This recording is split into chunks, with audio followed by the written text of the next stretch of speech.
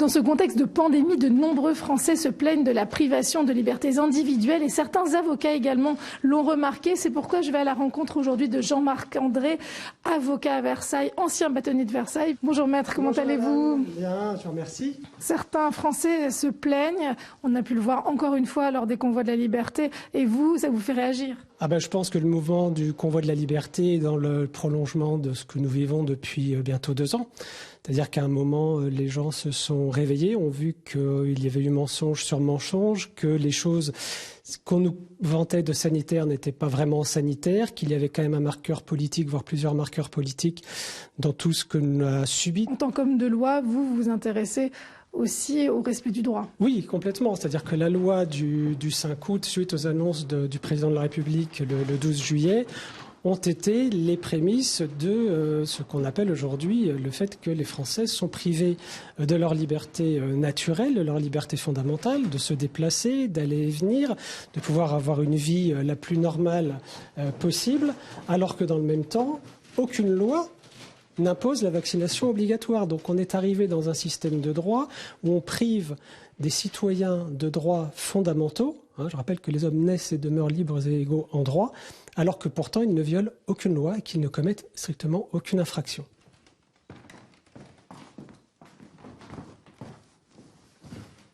Que ça vous a donné envie de vous mobiliser? Complètement. Mais je me suis senti très seul et j'attendais. Naïvement peut-être, mais j'attendais parce que la profession d'avocat, si on ne bouge pas lorsqu'il y a une atteinte aux libertés, même infime soit-elle, si nous ne bougeons pas, personne ne bougera. Alors je me suis dit, il va prendre le taureau par les cornes, on va créer un groupe de travail ad hoc au sein de mon barreau avec des confrères qui partagent la même vision que moi. Ça a permis déjà de sortir de cette solitude. Pour revenir au convoi de la liberté, c'est ça aussi. Ça a permis de prendre conscience aux gens qu'on n'était pas des pestiférés parce qu'on n'était pas vaccinés ou parce qu'on n'avait pas un schéma vaccinal complet aussi. Puisque, comme j'aime à le dire, les vaccinés d'aujourd'hui sont les non-vaccinés de demain. Et on sait très bien que le 15 février, beaucoup vont perdre leur passe vaccinal.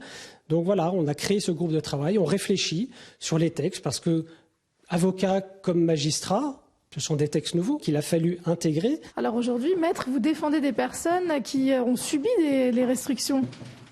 Au premier chef, leur travail, puisque certains, malheureusement, ne sont pas licenciés, puisque la loi ne le prévoit pas, mais sont suspendus, ce qui finalement est une solution encore pire pour eux, puisque c'est sans délai, ils ne savent pas jusqu'à quand, ils n'ont pas de revenus. Et après, effectivement, c'est pour eux la perte de tous leurs espoirs, parce que finalement, il va falloir trouver un autre travail, et sans être indemnisé par Pôle emploi, parce qu'il n'y a pas de chômage, puisque c'est une suspension du contrat de travail.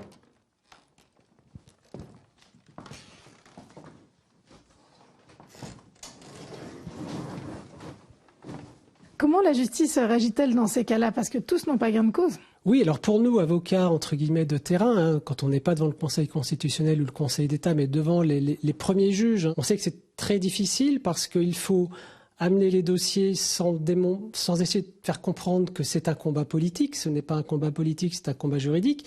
Et c'est aussi très compliqué pour les magistrats, quels qu'ils soient, d'appréhender, de juger ce genre de contentieux et de dossiers, parce que bien évidemment, il y a leur propre ressenti par rapport à la vaccination qui, chez eux, comme chez tout le monde, prend une place énorme, puisqu'à travers eux, c'est leur famille, c'est leurs enfants, c'est leurs parents, leurs grands-parents. Donc ils ont forcément une idée, une conception par rapport à la vaccination ou pas, par rapport à la suspension des personnels ou des personnes qui viennent devant eux. Donc c'est difficile de garder une certaine forme d'objectivité dans le dossier, mais certains y arrivent, on y arrive. Est-ce que la parole politique, elle a contribué à alimenter ce clivage, selon vous? Elle a alimenté parce qu'en fait, la parole politique aujourd'hui est devenue la source de droit, voire la règle de droit. C'est-à-dire que dès le 12 juillet, les gens étaient persuadés, alors que la loi n'était pas encore votée, que les restrictions étaient mises en place, que le pass sanitaire était mis en place, alors que rien n'était voté.